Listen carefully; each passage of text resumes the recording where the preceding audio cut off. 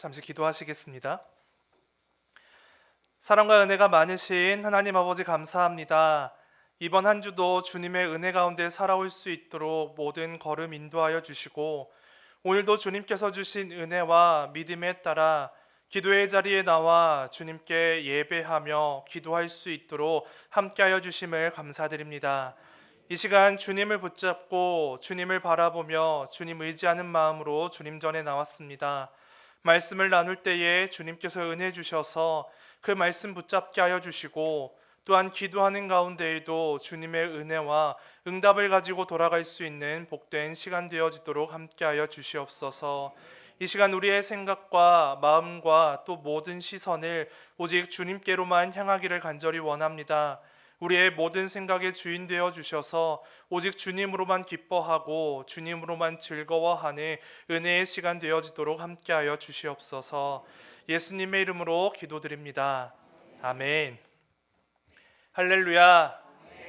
금요기도에 나오신 우리 모든 성도님들을 환영하고 축복합니다. 이 시간 믿음의 공동체라고 하는 제목으로 함께 말씀을 나누려고 합니다.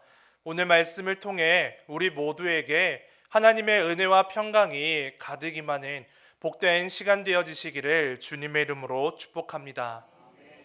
5월은 우리가 잘 알고 있는 것처럼 가정의 달입니다. 그러다 보니 어린이날 또 어버이날과 같이 가족들과 함께 시간을 보낼 수 있는 그러한 날들이 있습니다. 그러한 의미에서 우리 성도님들께서는 가정의 달을 어떻게 보내고 계십니까?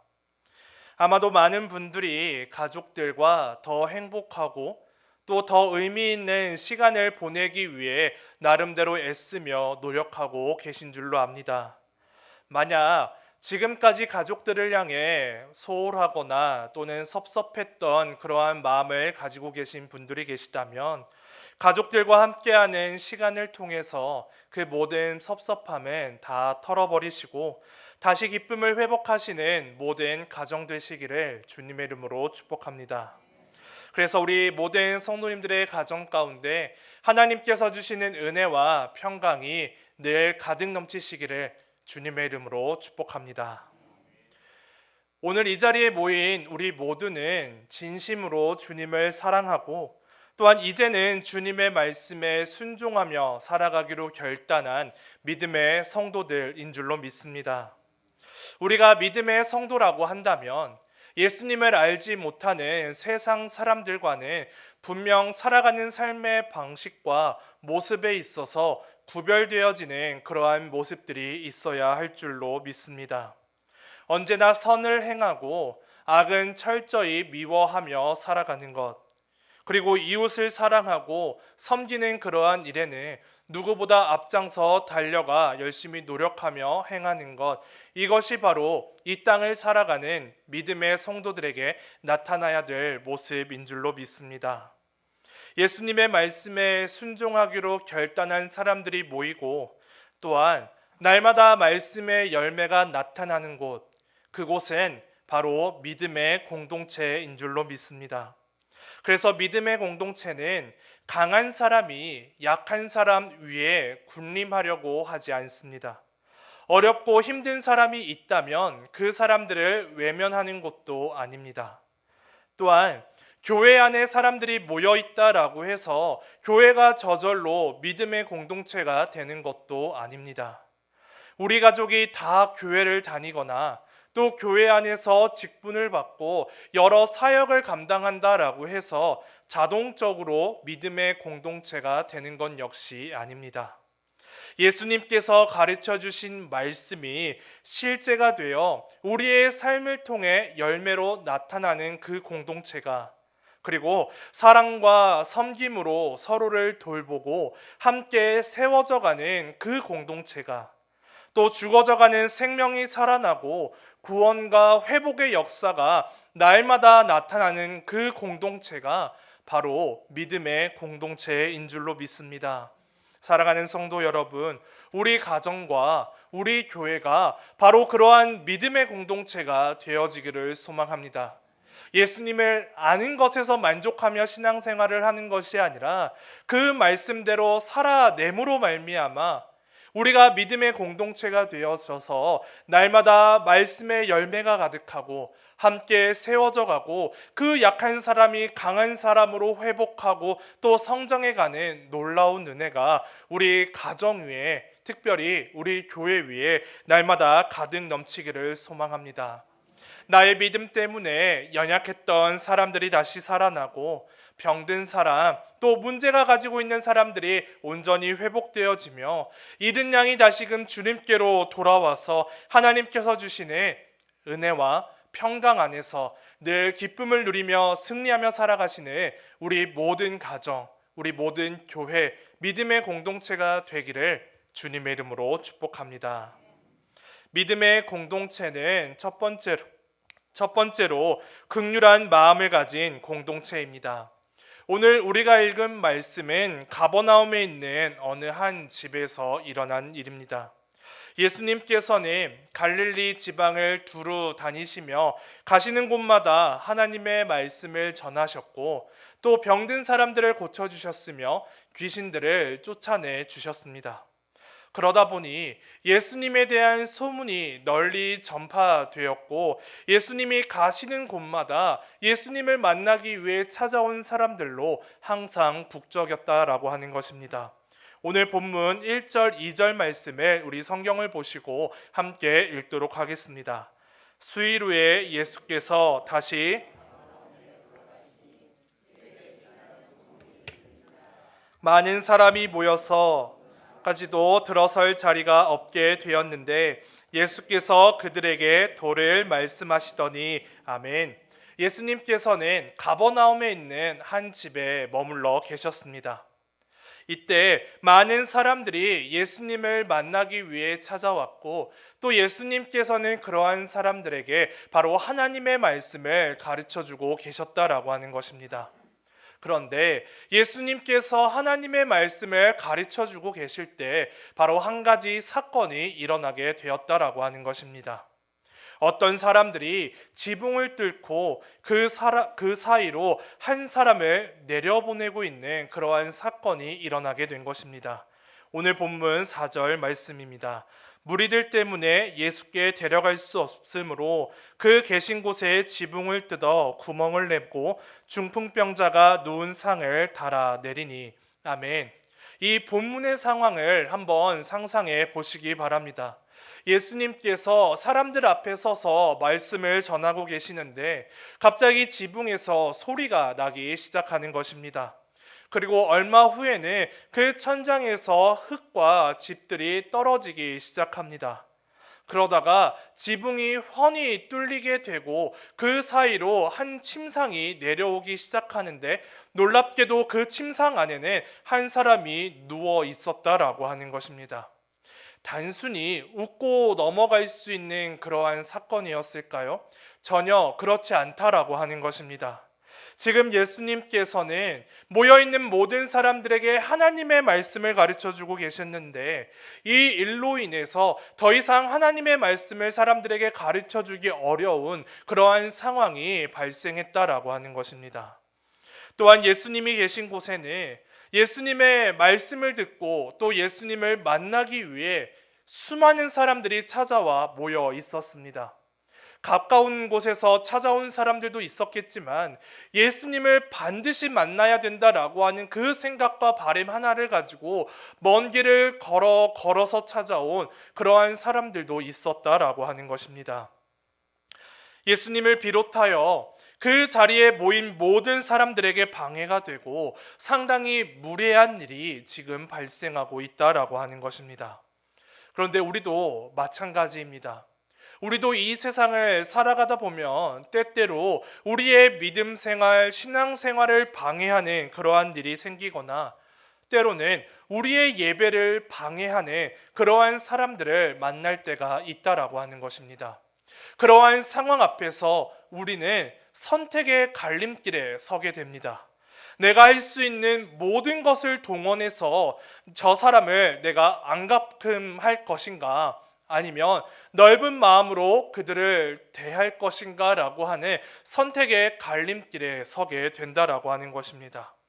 그런데 이때 우리가 무엇을 선택하든지 간에 먼저 기억해야 될 것은 아무리 선한 사람이라 할지라도 악을 이기기 위하여 악을 사용하게 되면 그 악한 사람과 전혀 다를 바가 없다라고 하는 것을 우리는 반드시 기억해야 된다라고 하는 것입니다. 악을 이기기 위해 내가 악을 사용하는 것, 이것은 마치 어떤 병사가 전쟁터에 섰을 때 싸워보기도 전에 이미 패배하는 것과 같다라고 하는 것입니다. 예수님께서는 지금 이러한 무례한 상황 앞에서 이러한 상황들을 만들어낸 사람들을 향해서 정죄하고 또 그들을 책망하실 수도 있었습니다. 그들의 잘못을 조목조목 말씀하시면서 이렇게 하면은 안 된다라고 하는 것에 본보기로도 삼으실 수 있었다라고 하는 것입니다. 하지만 예수님께서는 그들을 책망하시거나 논리를 따져가며 그들을 정죄하지 않으셨습니다. 비록 말씀에 방해가 되고 굉장히 무례한 상황이 펼쳐지기는 했지만 이렇게 해서라도 자신의 친구를 예수님께 데려가고자 하는 그 친구들의 마음을 보셨다라고 하는 것입니다. 다시 말해서 그 친구들이 가지고 있는 긍휼한 마음, 불쌍히 여기는 그 마음을 보셨고 예수님께서도 똑같이 그들을 향해서 긍휼한 마음, 불쌍히 여기는 그 마음을 베풀어 주셨다라고 하는 것입니다. 사랑하는 성도 여러분, 우리 안에도 다른 사람을 긍휼히 여기는 그 마음이 가득 넘치기를 소망합니다. 우리가 살고 있는 세상이 어떤 세상입니까? 이 세상을 그 무엇보다도 논리가 가장 앞서는 세상 아니겠습니까? 무슨 일이 생기기만 하면 그 일에 대해서 누가 잘했고 누가 잘못했는지 논리를 가지고 조목조목 따지고 분석합니다. 그리고 그 틀린 사람을 향해서 이제는 지적하기 시작합니다. 여기서 더 나아가게 되면 틀린 사람을 향해 평가하고 정죄하고 심판하는 것이 바로 이 시대가 가지고 있는 모습 아니겠습니까? 그런데 만약 주님께서 우리가 좋아하는 논리를 가지고 우리를 대하셨다라고 한다면 과연 어느 누구가 주님 앞에 구원을 받을 수 있었겠습니까? 또한 죄는 우리가 지었는데 우리의 죄를 용서해 주시기 위해서 이 땅에 오신 예수님과 또 예수님께서 지신 그 십자가 사건은 과연 우리가 어떤 논리를 가지고 그것을 설명하고 그것을 풀어낼 수 있겠습니까? 물론 사람이 모인 자리에는 질서도 필요하고 논리도 필요합니다. 하지만 그 논리가 절대로 주님의 말씀과 가르침보다 앞서가는 일은 있어서는 안 된다라고 하는 것입니다. 다른 사람들을 불쌍히 여기는 마음, 다른 사람들을 긍휼히 여기는 그 마음이 먼저라고 하는 것을 바로 오늘 예수님이 말씀을 통해서 우리에게 가르쳐주고 계시다라고 하는 것입니다.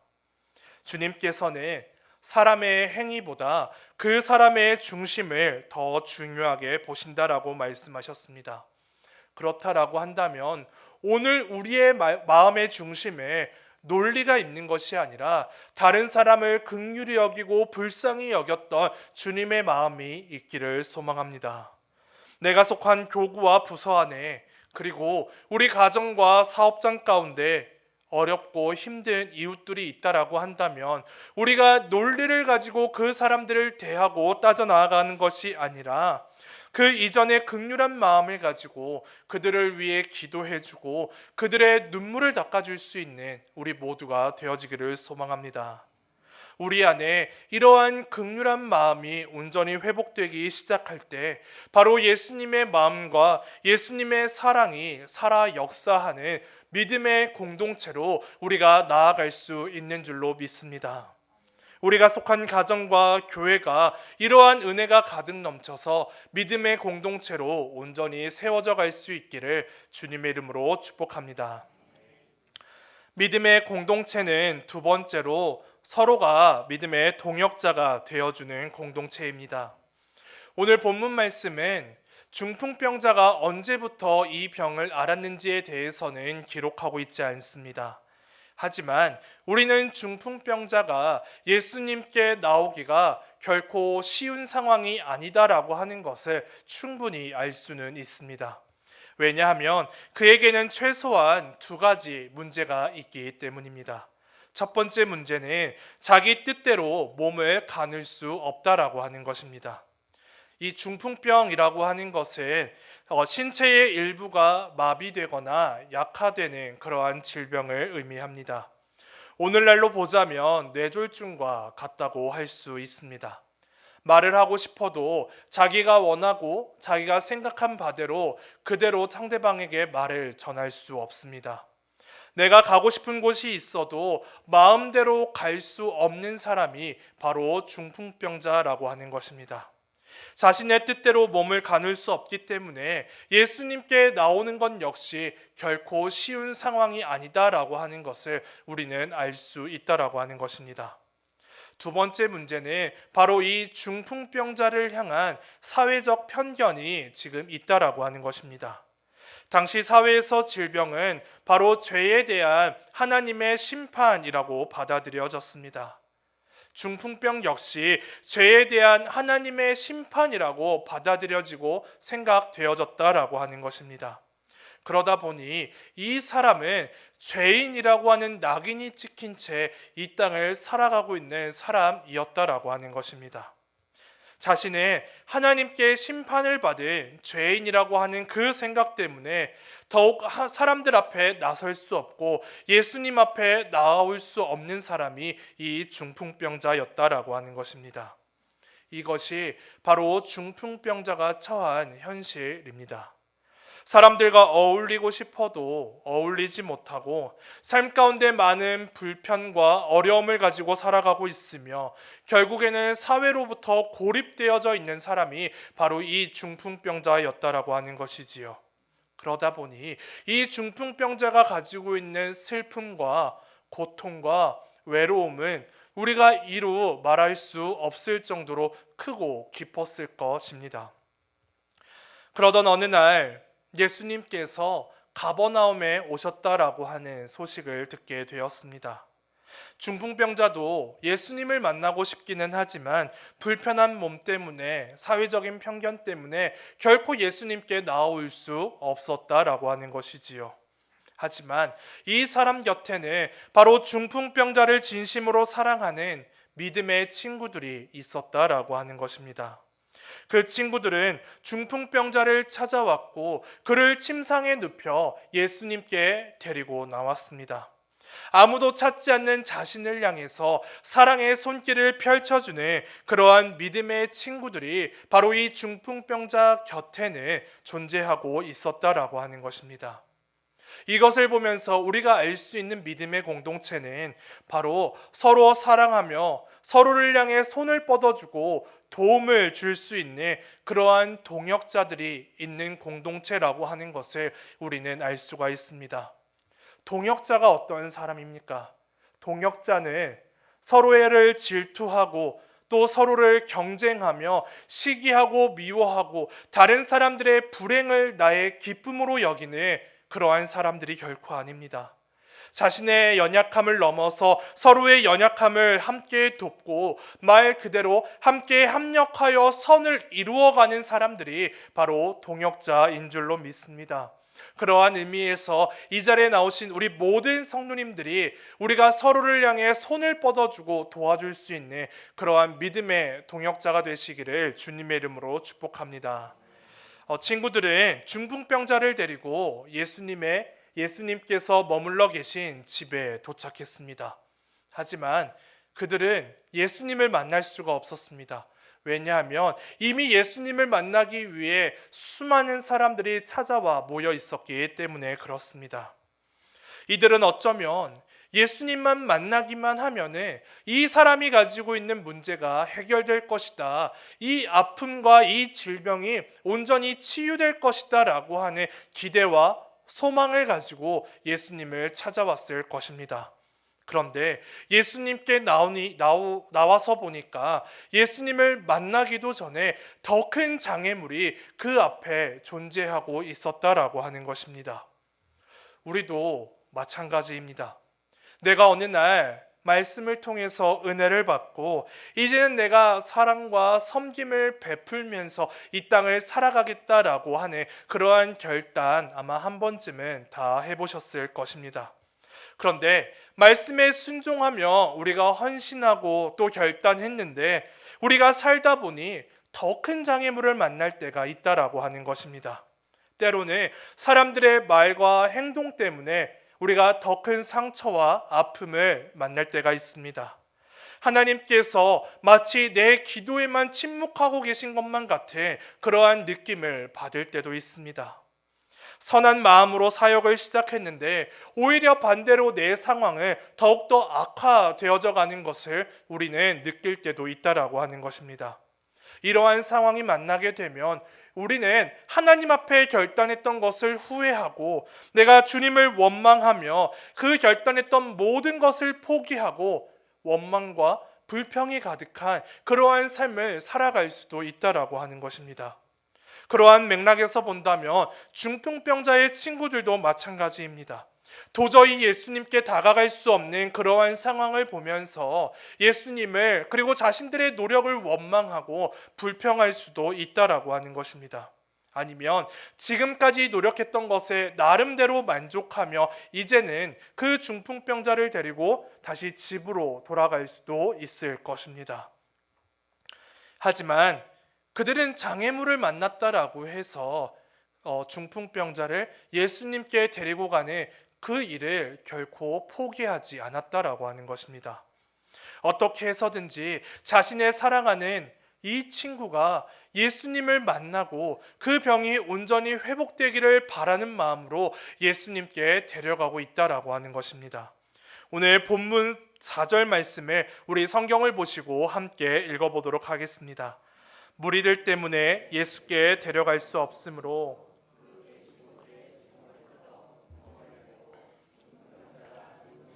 달아내리니 아멘. 중풍병자였던 친구를 사랑하는 그 마음이 예수님께 갈 수 있는 새로운 길을 만들어내고 있다라고 하는 것입니다. 그것이 비록 무리하게 보일지는 모르는 지붕을 뚫는 일이었습니다. 하지만 이 일을 통해서 중풍병자는 예수님 앞에 나아갈 수 있었다라고 하는 것입니다. 사랑하는 성도 여러분, 우리는 이미 하나님으로부터 너무나도 많은 은혜를 받았습니다. 구원은 이루 말할 필요도 없이 우리의 삶 가운데도 매 순간순간마다 우리의 필요한 모든 것들을 공급해 주시는 하나님의 은혜를 경험하며 살아갈 때가 사실 한두 번이 아닌 것 같습니다. 우리가 그러한 은혜를 생각하면 마음이 뜨거워지고 또한 은혜와 감동이 우리의 마음 가운데 물밀듯 다가오는 것을 우리는 늘 경험하며 살아가고 계시지 않습니까? 그런데 우리가 받은 구원과 우리가 받은 그 은혜는 단순히 나 혼자만의 노력과 결단을 통해서 받은 것이 아니다라고 하는 것입니다. 나의 문제를 마치 자신의 문제처럼 생각하고 함께 기도했던 믿음의 동역자들이 있었다라고 하는 것입니다. 언제나 사랑과 관심을 기울이며 우리를 위해 헌신해 주셨던 그러한 분들도 계시고 때때로 내가 방황하고 시험에 들어 있을 때 그럼에도 불구하고 나를 떠나지 않고 묵묵히 내 옆에서 나를 위해 손을 뻗어주고 나를 위해 기도해주고 지금도 나를 예수님께로 인도해 가기 위해 애쓰고 노력했던 그러한 믿음의 동역자들이 있었기 때문에 오늘 우리의 믿음이 이만큼 성장해서 이 자리에 나와 주님 앞에 예배드릴 수 있는 것 아니겠습니까? 엄마 뱃속에 있는 태아를 한번 생각해 보시기 바랍니다. 엄마는 뱃속에 있는 태아가 잘 자랄 수 있도록 모든 노력을 기울입니다. 좋은 음식을 먹고 좋은 음악을 들려주면서 태교에 힘을 씁니다. 아기가 잘 자랄 수 있도록 모든 노력을 기울이고 정기적으로 병원에 가서 또 아기가 잘 자라고 있는지 이상은 없는지, 내가 또 어떤 것을 해야 되지는 않은지를 항상 검사를 받고 관찰합니다. 또한 아기의 건강을 위해서라면 지금까지 평생 하지도 않았던 그러한 운동을 새롭게 시작하기도 하는 것이 바로 뱃속에 아기를 가지고 있는 엄마들의 모습 아니겠습니까? 그리고 마침내 아기가 건강한 모습으로 이 땅 가운데 태어나게 되는 것이죠. 아기가 혼자 자라서 혼자 이 땅에 태어나는 것입니까? 그렇지 않습니다. 그 아기가 엄마 뱃속에 머물러 있는 그 시간 동안, 그리고 그 엄마 뱃속에 넘어서 이 땅에 태어나기까지 모르게 수고했던 부모님들의 노력과 많은 사람들의 관심과 또 많은 사람들의 노력이 있었다라고 하는 것입니다. 그러한 의미에서 본다라고 한다면 우리는 나 혼자의 힘으로 이 땅까지, 이 자리까지 걸어올 수 있던 것이 아니다라고 하는 것입니다. 중풍병자처럼 우리 주변에는 항상 우리를 사랑해 주었던 믿음의 친구들, 믿음의 동역자들이 있었고, 그들의 도움과 헌신과 사랑의 손길을 받으며 우리가 이 자리까지 올 수 있었다라고 하는 것입니다. 그러한 의미에서 이번 주 우리 영아부 초청 예배가 있습니다. 영아를 둔 우리 부모님과 또 할아버지, 할머니, 또 예비 부모님들은 꼭 그 자리에 오셔서 우리 아이에게 어떻게 예수 그리스도를 전할지, 그리고 어떻게 신앙생활을 해야 되는지를 알려줄 수 있는 그러한 믿음의 동역자가 되기를 또 결단하고 은혜 받는 시간들이 되시기를 소망합니다. 뿐만 아니라 우리도 내가 받은 섬김으로, 내가 받은 은혜로 만족하고 신앙생활을 해 나아가는 것이 아니라 이제는 누군가의 믿음의 동역자가 되어줄 수 있기를 소망합니다. 우리 주변에 있는 우리 믿음의 성도들을 향해서 나의 손을 뻗어줄 수 있고, 내가 할 수 있는 사랑의 섬김과 또한 그러한 도움들을 통하여서 우리가 믿음의 동역자가 되어줄 때 우리가 속한 모든 공동체에 놀라운 기적과 은혜와 예수님의 사랑의 모습이 회복될 줄로 믿습니다. 이 은혜가 우리 모두에게 가득 넘치시기를 주님의 이름으로 축복합니다. 믿음의 공동체는 마지막으로 예수님을 찾는 공동체입니다. 오늘 본문 3절 말씀을 우리 함께 읽어보겠습니다. 사람들이 한 중풍병자를 아멘. 친구들이 중풍병자를 예수님께 데리고 온 이유는 바로 예수님께서 이 중풍병자를 치유해 주실 수 있다라고 하는 믿음의 확신이 있었기 때문이다라고 하는 것입니다. 자신의 친구가 예수님을 만나기만 한다면 진정한 회복과 기쁨을 누릴 수 있을 것이다 라고 하는 그 믿음과 마음이 있었다라고 하는 것입니다. 만약 친구들의 마음 가운데 예수님을 향한 믿음이 없었다라고 한다면 굳이 몸이 불편한 이 중풍병자를 예수님께 데리고 올 필요가 없습니다. 또한 다른 사람의 집의 지붕을 무너뜨리면서까지 이 중풍병자를 예수님께 데리고 갈 필요 역시 없었습니다. 하지만 그들의 마음 가운데는 믿음과 확신이 있었고, 그 믿음을 가지고 끝까지 포기하지 않았고 결국에 중풍병자는 예수님을 만났다라고 하는 것입니다. 많은 사람들 때문에 예수님께 가까이 가지 못하는 그러한 어려움과 장애물도 있었지만 그들은 끝까지 포기하지 않고 그 중풍병자를 예수님께로 인도했다라고 하는 것입니다. 예수님께서는 중풍병자에게 이렇게 말씀하십니다. 마가복음 2장 11절 12절 말씀을 우리 함께 읽도록 하겠습니다. 내가 내게 이르노니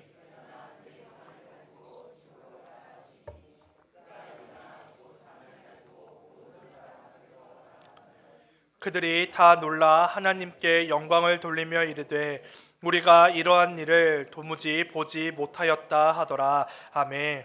예수님께서는 지금까지 괴로움과 고통과 아픔을 가지고 살아왔던 이 중풍병자의 문제를 해결해 주셨습니다. 중풍병자가 자신의 병을 고치기 위해 안 해본 것이 있을까요? 아마도 자신이 할 수 있는 모든 방법을 동원해서 자신의 병을 고치기 위해 노력했을 것입니다. 이 사람이 유명하다라는 소식을 들으면 그 사람을 찾아가서 병을 고치기 위해 노력하고, 이것을 먹었더니 몸이 회복되더라, 그러한 소문을 들었을 때는 또 그것을 먹으며 자신의 병을 고치기 위해 노력했을 것입니다. 하지만 아무리 노력해도 고쳐지지 않았던 그 중풍병이 바로 예수님을 만나게 되었을 때 온전히 회복되었다라고 하는 것입니다. 믿음의 공동체라고 해서 문제가 없고 아픔이 없는 것은 아닙니다. 육신의 아픔 때문에 삶이 괴로운 그러한 분들도 계시고, 때로는 자녀의 문제 때문에 눈물을 흘리며 기도하는 그러한 분들도 계십니다. 여러 가지 문제로 인해 시험에 들고 그 시험으로 인하여서 마음의 문이 굳게 닫혀져 버린 그러한 분들도 계십니다. 중요한 것은 사랑하는 우리 가족이, 또한 우리 주변의 이웃들이 예수님을 만나고 모든 문제가 해결될 수 있도록 우리는 그들을 예수님께로 인도할 수 있어야 된다라고 하는 것입니다. 문제가 생겼을 때, 이 사람이, 이 의사가 잘 고치더라, 그것이 우리의 입술에서 고백되어져야 될 첫 번째가 아니라 예수 그리스도의 복음이 모든 문제를 온전히 회복시켜 주시는 그 놀라우신 하나님의 능력이 바로 우리의 입술을 통해서 고백되어져야 될 첫 번째라고 하는 사실을 우리가 절대로 잊어서는 안 된다라고 하는 것입니다. 우리의 마음 가운데 그 믿음의 확신이 있을 때 깊으신 사랑으로 우리를 더 좋은 길로 인도해 주시는 하나님의 사랑이 우리 가운데 넘쳐나게 될 줄로 믿습니다. 중풍병자가 받은 은혜는 육체의 회복에서 끝나지 않습니다. 오늘 본문 5절 말씀을 우리 함께 읽겠습니다. 예수께서 그들의 믿음을 보시고 중풍병자에게 이르시되 작은 자야 내 죄사함을 받았느니라 하시니 아멘. 예수님께서는 육신의 문제를 해결해 주시기도 전에 이 중풍병자가 가지고 있는 죄의 문제를 해결해 주셨다라고 하는 것입니다. 우리는 때때로 눈에 보이는 것만 바라볼 때가 있습니다. 친구들 역시 중풍병자가 자신의 병이 고쳐지기를 바라는 기대와 소망을 가지고 예수님을 찾아왔는지도 모르겠습니다. 하지만 그것을 바라보는 주님의 시각은 다르다라고 하는 것입니다. 육신의 문제에만 관심을 가지고 기울이시는 것이 아니라 영혼의 깊은 문제, 바로 그 사람이 가지고 있는 죄의 문제까지도 해결해 주시는 분이 바로 우리 주 예수님이시다라고 하는 것입니다. 사랑하는 성도 여러분, 예수님께서는 다른 것이 아니라 바로 친구들이 가지고 있는 그 믿음을 보시고 중풍병자의 죄를, 그리고 중풍병자의 그 병을 고쳐주셨습니다. 그렇다라고 한다면 오늘 우리에게도 우리의 이웃을 주님께로 인도하겠다라고 하는 그 믿음이 우리에게 있기를 소망합니다. 우리가 그 믿음을 가지고 오늘도 사랑하는 우리의 이웃들을 다가가서, 우리의 가족들을 향해 다가가서 손을 내밀고 우리가 함께 주님 앞으로 나오기만 한다면 주님께서는 분명 우리에게 은혜를 베풀어 주시고 우리 모두가 은혜 가운데 살아갈 수 있도록 함께하여 주실 줄로 믿습니다. 마태복음 18장 20절 말씀을 우리 함께 읽도록 하겠습니다. 두세 사람이 내 이름으로 모인 곳에는 나도 그들 중에 있느니라. 아멘. 우리가 주님을 찾으며 함께 주님의 이름으로 모이는 공동체가 될 때, 우리의 삶 가운데 주님이 가장 우선순위가 되어 이 땅을 살아갈 때 주님께서 분명 그 자리에 함께해 주신다라고 하는 것입니다. 오늘 우리 주님의 이름으로 이 자리에 모인 줄로 믿습니다. 그 말에 바로 주님께서 우리와 함께 하시며 오늘도 우리의 목소리에 귀를 기울이시고 우리를 향해서 은혜를 베풀어 주고 계신다라고 하는 것입니다. 비록 우리의 모습 가운데 연약함도 많이 있고 우리의 사랑하는 가족들과 이웃들을 주님께 인도하고 싶은 마음은 굴뚝 같으나 정작 그것이 제대로 이루어지지 않는 모습들을 보면서 마음에 낙심도 되고 상처도 참 많이 되지만, 우리 하나님께서 우리에게 은혜 주셔서 우리가 다시금 다가가서 복음을 전하게 하시고 그들을 마침내 주님께로 인도할 수 있도록 새 힘과 능력을 주신다라고 하는 것입니다. 그리고 우리가 모인 모든 자리가 주님의 은혜로 세워져 가고 주님의 은혜로 달려 나아갈 수 있도록 길을 인도하여 주실 줄로 믿습니다. 오늘 우리가 속한 모든 자리에 이 은혜가 가득 넘치시기를 주님의 이름으로 축복합니다. 말씀을 맺겠습니다. 하나님께서는 믿음의 성도들에게 분명히 은혜를 베풀어 주고 계시는 줄로 믿습니다. 그런데 그 은혜는 나만을 위한 은혜가 아니다라고 하는 것입니다. 내가 은혜 받고 회복과 변화를 경험하는 것을 통하여서 이제는 다른 사람도 주님을 만나고 은혜를 받고 회복되어서 주님께로 돌아올 수 있도록 오늘 우리에게 은혜를 베풀어 주고 계시다라고 하는 것입니다. 그래서 믿음의 공동체는 내가 은혜 받은 것에만 만족하여 나만 은혜를 가지고 이 땅을 살아가는 것이 아니라 그 은혜가 크고 적음을 떠나서 이웃을 향해서 사랑의 손길을 내밀어 줄 수 있고 사랑과 섬김, 긍휼히 여기는 바로 그러한 마음을 통해서 함께 은혜를 나누고 세워져 가는 모습들이 나타난다라고 하는 것입니다. 그리고 그 은혜가 계속해서 흘러가서 죽을 수밖에 없는 영혼들이 다시금 주님께로 돌아오고 놀라운 생명과 구원의 역사를 경험하게 된다라고 하는 것입니다. 우리 교회가 그러한 믿음의 공동체로 거듭나기를 소망합니다. 우리 가정이 그러한 믿음의 공동체가 되어지기를 소망합니다. 우리가 비록 세상 속에서 살아가지만 우리가 속한 모든 자리가, 우리가 속한 직장이, 또 우리가 속한 모든 관계의 그 모임이 바로 믿음의 공동체가 되어지기를 소망합니다. 그럴 때 우리의 모든 슬픔이 기쁨으로 변화되어 날마다 주님을 향한 찬양과 감사의 고백이 흘러 넘치게 될 줄로 믿습니다. 오늘 우리 모두가 그러한 은혜를 고백하며 충분히 누리며 살아가시는 믿음의 성도, 믿음의 공동체가 되시기를 주님의 이름으로 축복합니다.